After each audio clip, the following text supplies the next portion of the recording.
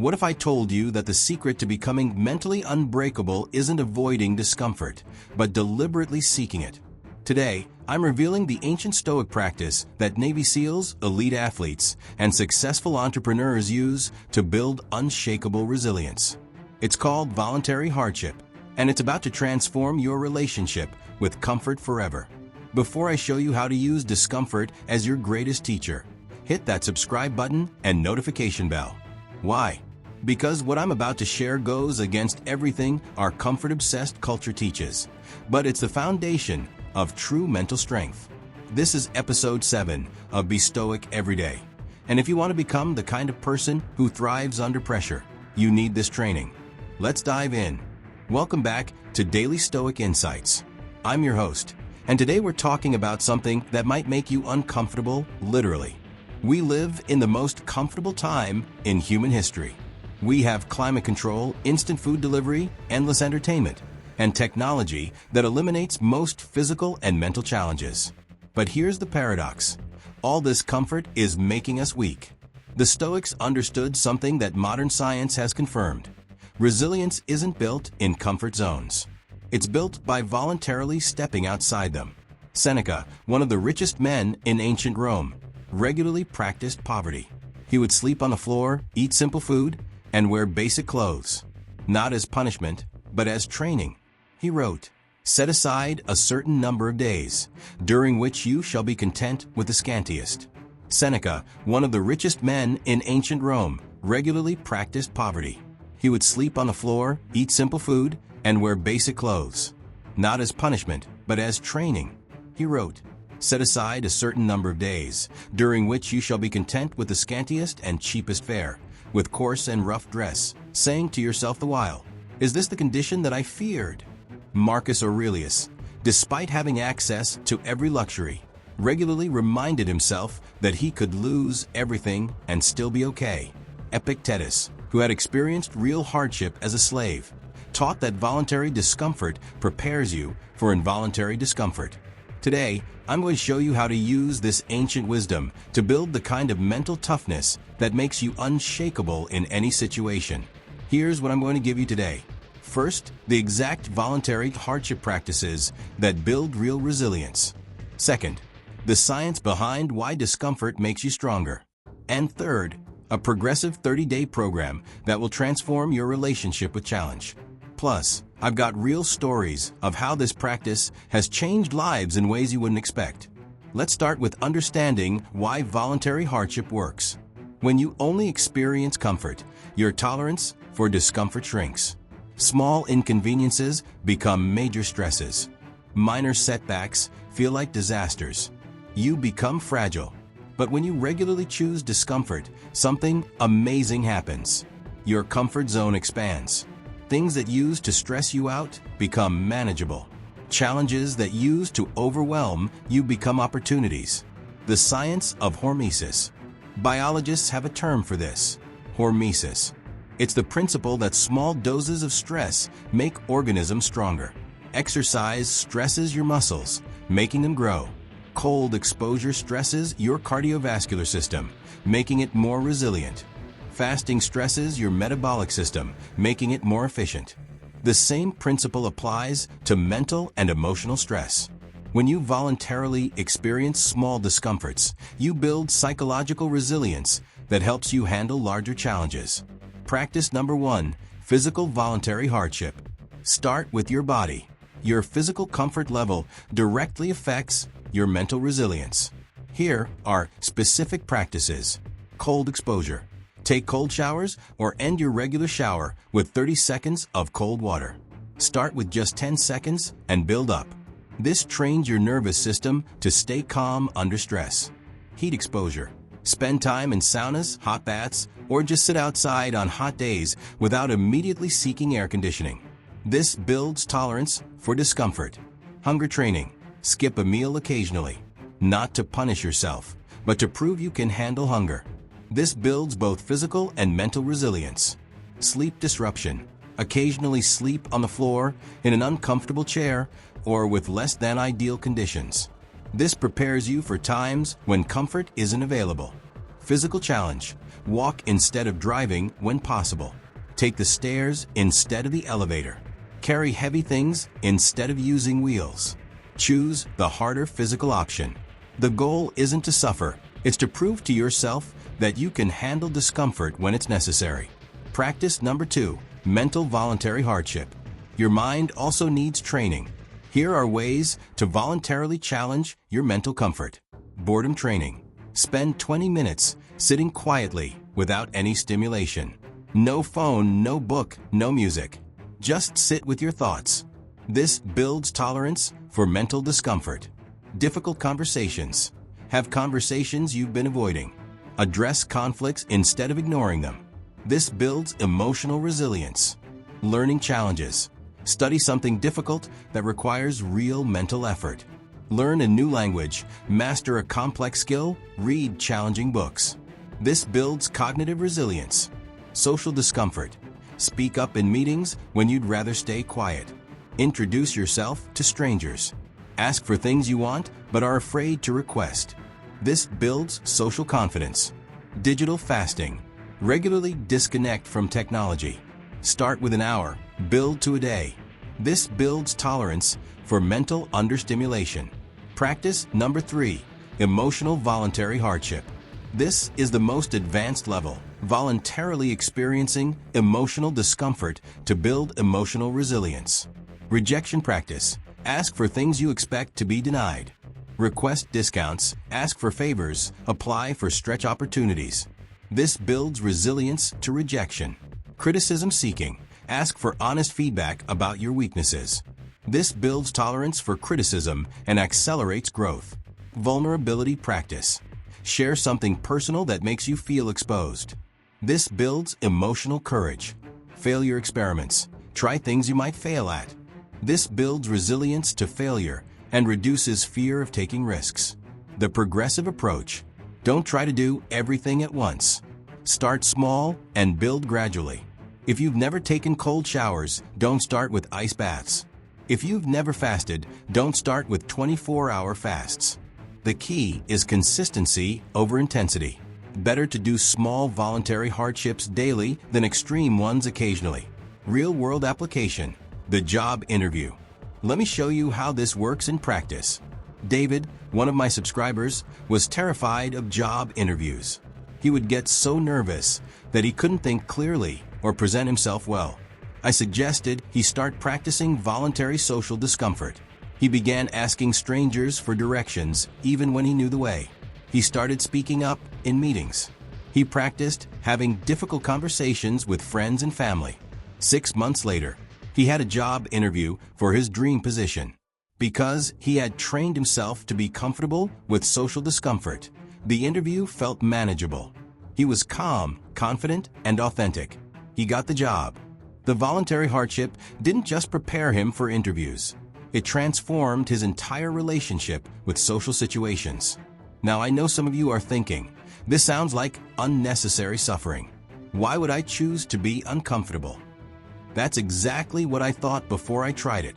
But I'm about to share the surprising benefits that go far beyond just building resilience. Plus, I'm going to give you the exact 30-day program that makes this systematic and sustainable. Here are the benefits of voluntary hardship that most people never expect. Increased gratitude. When you voluntarily experience discomfort, you appreciate comfort more. That hot shower feels amazing after a cold one. That comfortable bed feels luxurious after sleeping on the floor. Enhanced performance. Athletes who train in difficult conditions perform better in competitions. The same principle applies to life. When you're used to discomfort, normal challenges feel easy. Improved decision-making. When you're not afraid of discomfort, you make better decisions. You're not constantly trying to avoid short-term pain, so you can choose long-term gain. Greater confidence. When you know you can handle discomfort, you become more confident in all areas of life. You're not afraid of challenges because you've proven you can handle them. Reduced anxiety. Paradoxically, choosing discomfort reduces anxiety.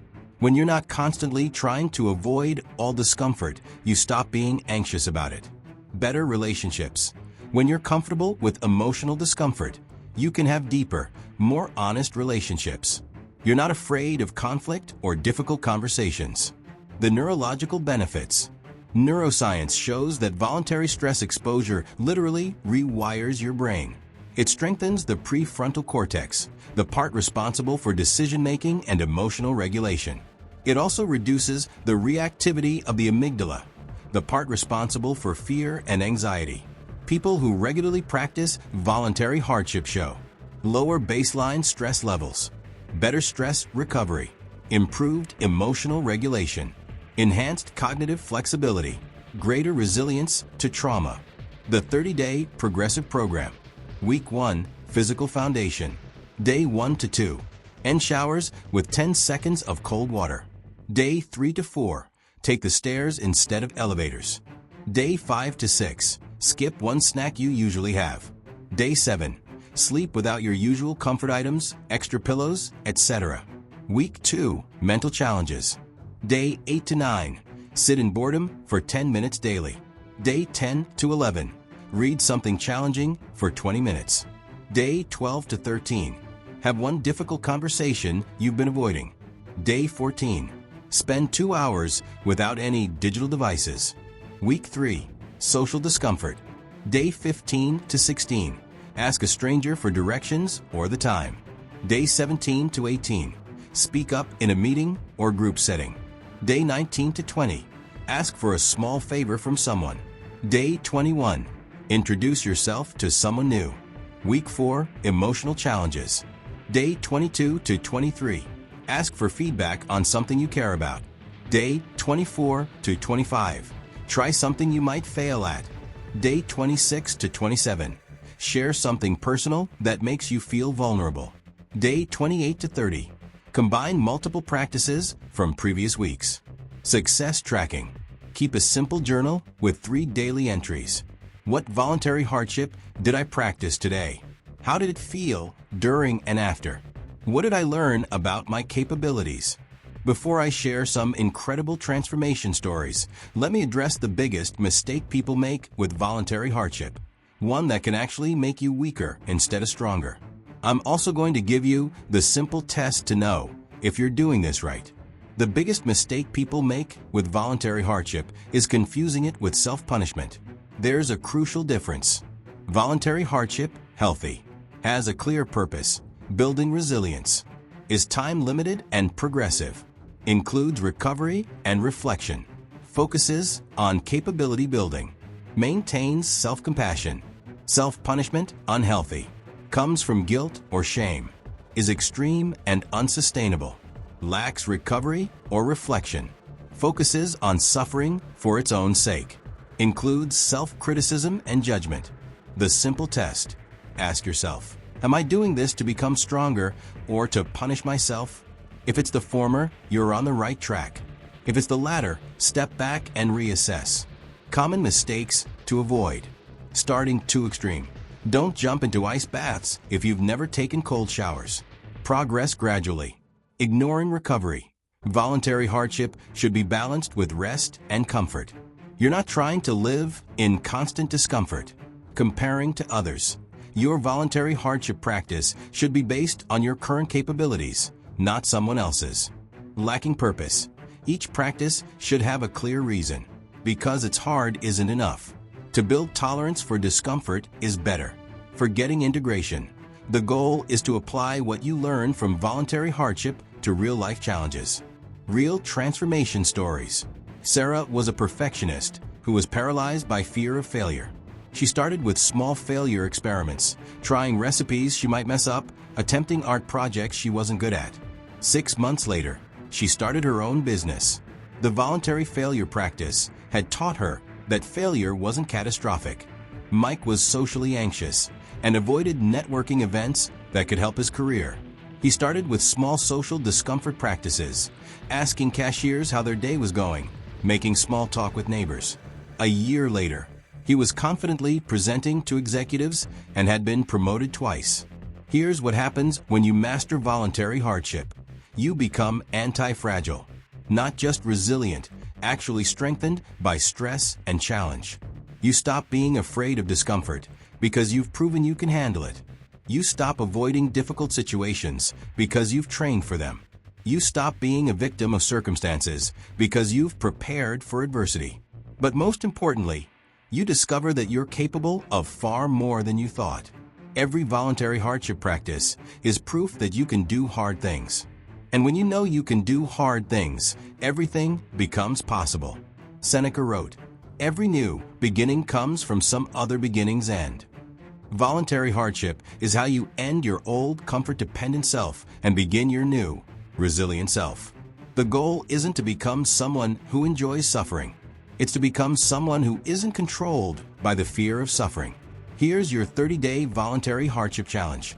Follow the progressive program I outlined, but adapt it to your current level and circumstances. Your daily commitment. Choose one voluntary hardship practice each day. Spend 5 minutes reflecting on what you learned. Track your comfort zone expansion. Notice how this affects your response to involuntary challenges. Weekly reviews. What practices were most challenging? How did your tolerance for discomfort change? What real-life situations felt easier because of your training? What you want to focus on next week? End of challenge assessment. How has your relationship with discomfort changed? What challenges in your life feel more manageable now? What voluntary hardship practices will you continue? How will you apply this resilience to your goals? If you're ready to become mentally unbreakable through voluntary challenge, smash that like button. You're not just supporting the channel, you're committing to strength through struggle. You're saying, "I choose to become stronger by choosing harder." Comment below with "I accept the voluntary hardship challenge," and tell me what discomfort you're most afraid of that you want to train for. When you name your fears publicly, you're more likely to face them. Share this video with someone who's been avoiding challenges, staying too comfortable, or feeling overwhelmed by life's difficulties. Give them the gift of strength. Show them that resilience is built, not born. Subscribe and hit that notification bell, because next week we're covering the art of philosophical journaling, how to use writing as a tool for wisdom, clarity, and personal transformation. It's the practice that ties everything together. Remember, you are stronger than you think, more capable than you know, and more resilient than you realize.